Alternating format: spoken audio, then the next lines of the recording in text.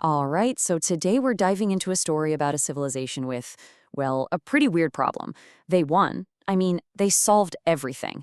And you know what they did next? They turned their entire existence into a game.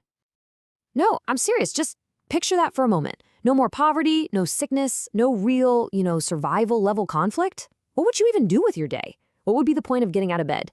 That's the huge fundamental question a society called the Tithe had to figure out. And the answer they came up with? Well, it was born from this really specific crisis they called post-scarcity ennui. It's basically that so now what feeling, but for an entire species. See, when the fight to just survive is over, a totally new and maybe even harder fight begins, the fight to find meaning. So, how in the world did they pull this off? Here's what we're going to cover. First, we'll really dig into the problem of a perfect world. Then, we'll look at their totally wild solution, gamifying struggle itself. We'll break down the rules of that game, explore the two different realities they live in, and then finally, we'll get to the one thing that this entire society is terrified of. Okay, so let's start right there with that core issue. Picture a utopia, a world so perfect there's no friction, no need for anything. What they found out the hard way was that when you get rid of all the problems, you also accidentally get rid of purpose. Suddenly, purpose becomes the only thing that's actually scarce. And their solution? Whoa. It was bold. And kind of weird, honestly. Their thinking was, hey, if the universe isn't giving us any more problems to solve, why don't we just make our own? So they built a whole system from scratch designed to do just that, to create artificial problems, to manufacture conflict, all to give people a reason to get up and try again.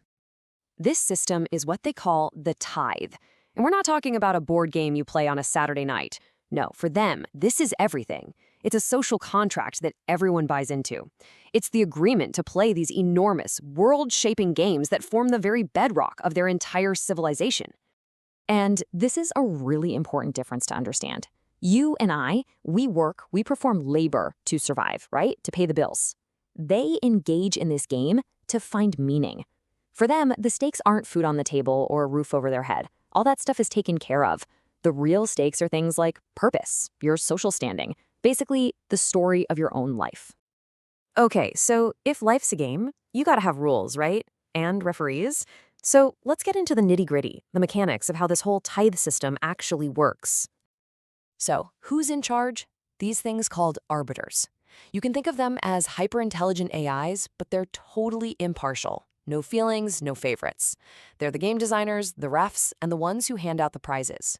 They make sure the whole system is fair, and maybe more importantly, they make sure it's always a challenge. And this whole thing creates this constant cycle that defines everyone's life. It goes like this. The arbiters kick things off, they introduce new variables, new rules. Then the people, the citizens, they play the game. After that, the arbiters judge how everyone did. And based on that judgment, bam, that's your social standing, for now anyway, until the next game starts all over again.